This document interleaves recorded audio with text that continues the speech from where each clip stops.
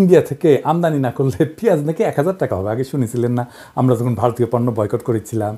India থেকে আমদানি হওয়ার পরেও 7 বছর আগে পেঁয়াজ 450 টাকা কেজি কিন্তু খাইছি আমরা। মনে আছে নাকি ভুলে গেছেন?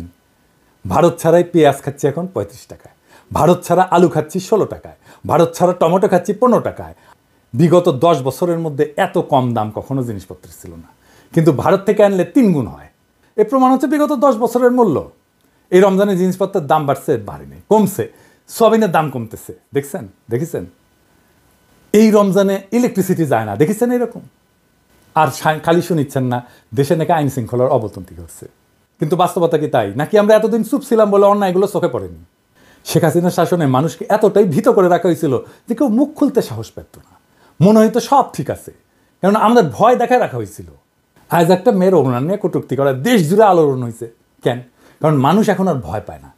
কেউ তাকে রাতের অন্ধকারে তুলে নিয়ে যায় না, আয়না ঘরে ঢুকায় না, পিটাইতে পিটাইতে মেরে ফেলে না, ছাত্রলীগের সন্ত্রাসীরা হামলা করে না, পোস্ট বুঝতে বাধ্য করে না, ডিজিটাল সিকিউরিটি আইনে মামলা হয় না। অথচ হাসিনার আমলে নোয়াখালীতে ধানের শীষে ভোট দেওয়ার অপরাধে এক নারীকে গণধর্ষণ করা হয়েছিল না? প্রতিবাদ হয়েছিল। ধরেন এই ওড়না নিয়ে কটূক্তির ঘটনা যদি হাসিনার আমলে ঘটতো, তখন কেউ থানায় যাইতে পারতো? মামলা নিতে কি পুলিশ রাজি হইতো? বরং বেশি বাড়াবাড়ি করলে জামাত শিবির বানিয়ে দিলে ঢুকাই দেওয়া হইতো। তখন আমরা চুপ থাকতাম, দেখতাম দেশে শান্তি আছে। যতক্ষণ না অন্যায়টা নিজের উপরে আসে ততক্ষণ কেউ টের পায় না কতটা নিঃশব্দে অত্যাচার চলতেছে। আজ বলা হচ্ছে দেশ অস্থিতিশীল, কিন্তু এটাই তো জীবনের স্বাভাবিক ধারা। মনে আছে জগন্নাথ বিশ্ববিদ্যালয়ে খাদিজার কথা? প্রথম বর্ষে সেই মেয়েটাকে 18 মাস জেলে রাখা হয়েছিল, সে একটা টক শো হোস্ট করছিল। এটাই তার অপরাধ। সে হাসিনার বিরুদ্ধে কিছুই বলে নাই, কোনো প্রতিবাদ হয়নি, কোনো ক্যাম্পাসে বিক্ষোভ হয়নি। কেন? কারণ প্রতিবাদ করলে ছাত্রলীগের হামলা আসতো, পুলিশ গায়েবী মামলা দিত। আর সেই নারীর কথা মনে আছে যার স্বামীকে ধরে নিয়ে গেছিল পুলিশ? স্ত্রী যখন থানায় গেল স্বামীকে ছাড়ানোর জন্য, তখন তাকে ওসি বলল যে আপনি তো সুন্দরী, 1 রাত থাকেন আমাদের সাথে, স্বামীকে ছেড়ে দেবো। তখন কেউ কিছু বলতে পারছেন? পারেননি। কোথাও কোনো প্রতিক্রিয়া হয়েছে? হয়নি। একজন রোজদার নারীকে ধর্ষণ করতে করতে হত্যা করলো র্যাবের আলেপুদ্দিন। আমরা জানতে পারছি বহু বছর পর। স্বামী চুপ ছিল, বলে নাই ভয়ে।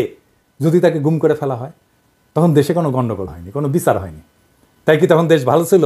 যদি কোনো সমস্যা না থাকায় স্থিতিশীলতার চিহ্ন হয়, তাহলে পৃথিবীর সবচেয়ে শান্তিপূর্ণ দেশ হচ্ছে উত্তর কোরিয়া, যেখানে কেউ কথা বলতে পারে না, প্রতিবাদ করতে পারে না, সরকার যা বলে সেটাই চূড়ান্ত। আজ বহু বছর পর মানুষ কথা বলতে পারতেছে, প্রতিবাদ করতে পারতেছে, বিচার চাইতে পারতেছে। কেউ হিজাব খুলতে বললে নারী তার অপমানের বিরুদ্ধে রুখে দাঁড়াচ্ছে। অথচ এখন কিছু মানুষ আফসোস করতেছে, আগের আমলেই তো ভালো ছিলাম। আপনারা কি সত্যি শান্তি চান? তাহলে উত্তর কোরিয়ার মতো কবরে যায় শান্তি খুঁজেন না। গণতান্ত্রিক দেশে মতপার্থক্য থাকবে, আন্দোলন হবে, বিচার চাওয়া হবে। হাসিনার তৈরি করা নিঃশব্দ গোরস্থানে আর ফিরে যাওয়ার দরকার নাই তো। তার চেয়ে বরং সবাই কথা বলুক, অন্যায়ের বিরুদ্ধে দাঁড়াক। কিছু মানুষের ঘুম হারাম হইলেও প্রতিবাদ চলতে থাকলে আমাদের বিপ্লব জিন্দা থাকবে। আজকা মানুষের ভয় ভাঙতেছে, সে ভয় ভাঙে কথা বলা শিখতেছে, আজ অন্যায়ের বিরুদ্ধে দাঁড়ানোর সাহস দেখাইতেছে। এটাই সত্যিকারের পরিবর্তন। এই সাহসের আগুন যেন কখনো নিভা না যায়। আমাদের কণ্ঠ যেন আর কোনো শাসকের রক্তচক্ষুর সামনে থাইমা না যায়। প্রতিবাদ যেন কোনো ক্ষমতাবানের লাঠির আঘাতে স্তব্ধ না হয়। মনে রাখবেন, সংগ্রাম ছাড়া স্বাধীনতা টিকে না। তাই ভয় ভুলে যান, কথা বলেন, প্রতিবাদ করেন। কবরের শান্তি না, জীবনের উৎসব চাই।